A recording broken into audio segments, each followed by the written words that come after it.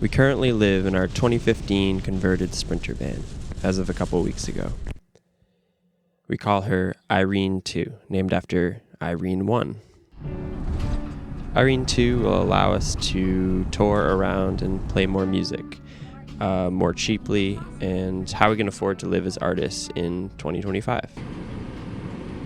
We got her this past summer as a work van and took a few months to build out the inside. We were in such a rush that we didn't really get many videos of the progress, but I want to show you what we ended up with. Here she is, covered in road salt from our most recent trip to Louisville for Thanksgiving. As you can see, we didn't put windows in, and this is partially due to our desire to be a stealth setup most of the time. We're planning on parking in mostly cities when we are on trips, so we didn't want to go too heavy on the outside features.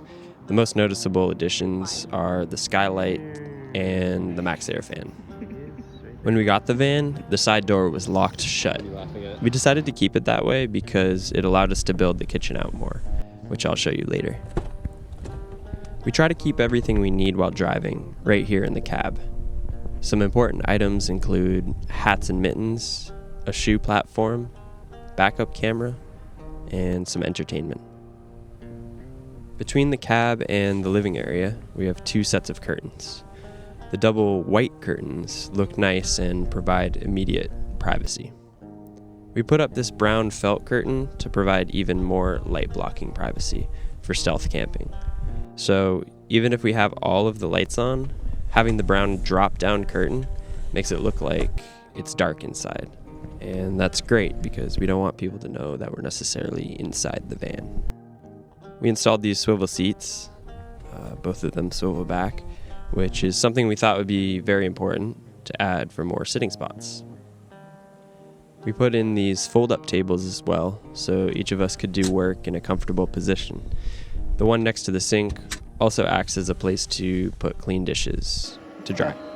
That's heaven. Another feature that lies between the cab and the living space is our diesel heater. It's hidden under the passenger seat and keeps us warm in below freezing temps. It has honestly been so nice to wake up on a cold morning and sit in front of the blasting heat with some hot coffee.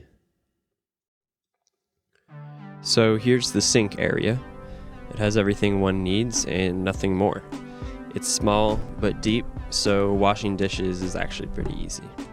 And there's a wooden cover that allows it to be used as another workspace for cooking. Here are some cabinets, which provide some storage for various toiletries. Cabinets below as well for rags, trash, recycling, and other random items. We haven't quite figured out what we want to do with this skinny cabinet, so if you have any ideas. We decided to put the sink alone on this side in order to allow for both of us to be in the kitchen at one time. If one person is at the sink washing dishes or chopping, the other can stand on the other side and help cook. So moving to the other side of the kitchen, we have our stovetop, which is an induction burner. It has 2 burners, and below it is our KitchenAid oven. This is the best oven, honestly. It has as much space as our last oven in our apartment, which is hard to believe. It does use up a lot of battery, which is something I'll talk about more later in the video. I'll provide a link, though, in the description of all of the products that we used and had success with so far. This countertop was a piece of cherry that we bartered the use of our sawmill for. We sanded it up and put some butcher block stain on it, and it seems to be looking and working great. The backsplash is lightweight, stick-on tile. They come in squares and are really easy to put on and actually don't look terrible at all. More cabinets for bulk food such as grains, beans, and canned goods. This pull-out drawer is for utensils, bowls, and plates. And this cabinet is for coffee stuff, pots, pans, and even our blender. We built these cabinets and drawers, and it was our first time doing anything like it. We had the idea of using plywood to jigsaw out roundish shapes which would then be used as the doors. They're definitely a bit wacky, but we aren't really going for perfection in this van. We're going for character and coziness. Here's our fridge from Dometic. It slides out to save space, and it's extremely efficient and is actually pretty spacious. We put up the classic hanging spices in glass, which looks pretty good and works good enough. They're connected to this shelf that we built, which really only fits weird shaped items, but we've been able to fill it with random crap at this point. Right behind us is the shower. The shower has only been used a few times so far, but it works great. We waterproofed this region with a type of waterproof foam board from Home Depot that was easy to cut to shape and install. And for clean looking and great natural smells, we went with cedar for walls. We're hoping that it stands the test of time and water, but for now it looks great. I'll talk a little bit more about the plumbing later on. We do have a toilet. It's a compost toilet separating liquids and solids. It's currently out of the van to be cleaned after our trip, but we're liking it so far. This seems to be a more eco-friendly and simple solution to having an actual toilet or a pump toilet in the van. It stays pretty clean, and we rarely deal with the bad smells that a toilet plumbed to a septic tank would create. Here's the shower door that we got. It allows for privacy and keeps the van floor nice and dry. And it looks pretty nice. And of course, a home wouldn't be complete without a bedroom. So here it is. The first few nights in the camper were a little rough. We both felt like we needed more space, head to toe. So we decided to cut out the plywood walls and remove some of the insulation to replace it with thinner insulation and thinner wood. We finished it off with cedar. It adds about 4 inches of space, which is not perfect, but it's a huge improvement.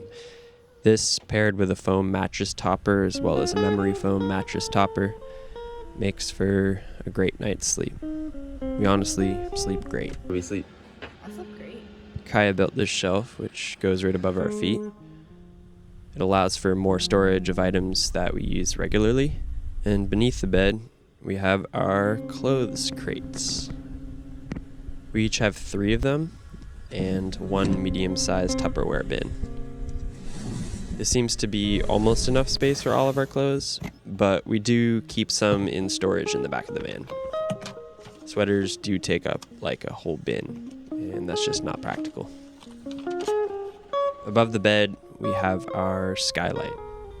I removed the original plastic finish, which looked kind of tacky, and finished it off with pine. It gives it a more natural touch. The skylight is the only source of natural light when the curtains are drawn, and it seems to be more than enough. I would highly recommend a skylight over a side window if you're in a stealth camping situation. It allows you to be connected with the outdoors and with sunlight without having people looking in while you're living. Excuse me, I must show And we have the max air fan for condensation buildup and when it's hot out. This is kind of a must for van lifers, at least it seems like it. So far I've shown you all of the living spaces, but you may be wondering about some more practical items, such as our water tank or solar setup. So one of the goals for this van was to make everything accessible and repairable.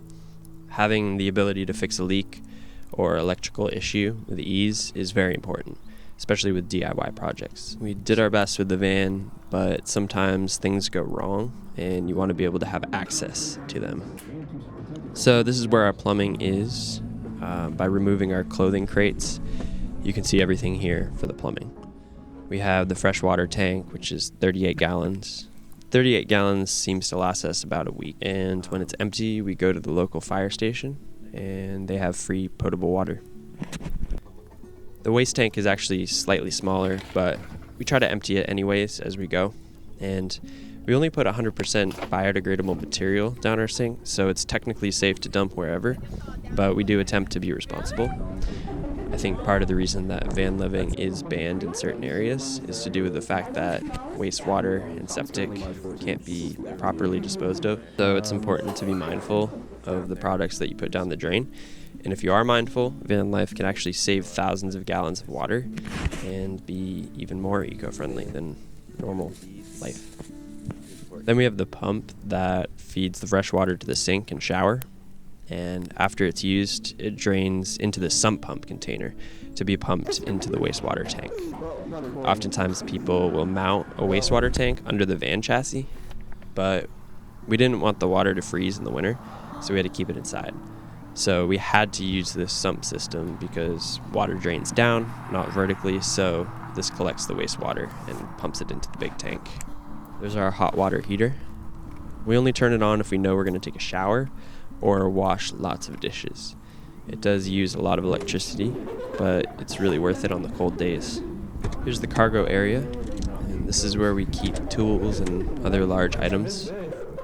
The organization of this space is yet to be fully actualized, but I'm sure with time, we'll know exactly how to configure it. Behind the shelves and bins, we have the electrical components. If there's interest, I can go over the workings of this setup in another video, but for now I'll keep it simple. We have 2 batteries, each are 200 amp hours. We charge them with the 2 rooftop solar panels, as well as a DC to DC converter, which directs charge from the vehicle's alternator to the batteries when we drive. We have a control panel on the inside of the van which controls the fan, lights, and inverter. The batteries provide plenty of power to meet our basic needs. If we were to each take a hot shower, charge our computers, use all of the lights at once, and cook a giant meal on the stove and roast a turkey in the oven, we would definitely run into problems. But so far, we've been able to overcome any power issues and are fully functioning off the electrical grid. That pretty much concludes the current van setup tour. I'm sure I missed a lot, but if you're curious, just ask. We plan to do a lot of work on Irene 2, and this is just the initial setup. We definitely need a lot of artwork too, and this is actually something that we're going to do today. We're going to Mod Podge the ceiling with magazine clippings, so hopefully that looks pretty cool. Thanks so much for taking the time to watch this video and for supporting our channel. Subscribe for more videos related to Irene 2, other off-grid things, music, and weird stuff. Pretty cool.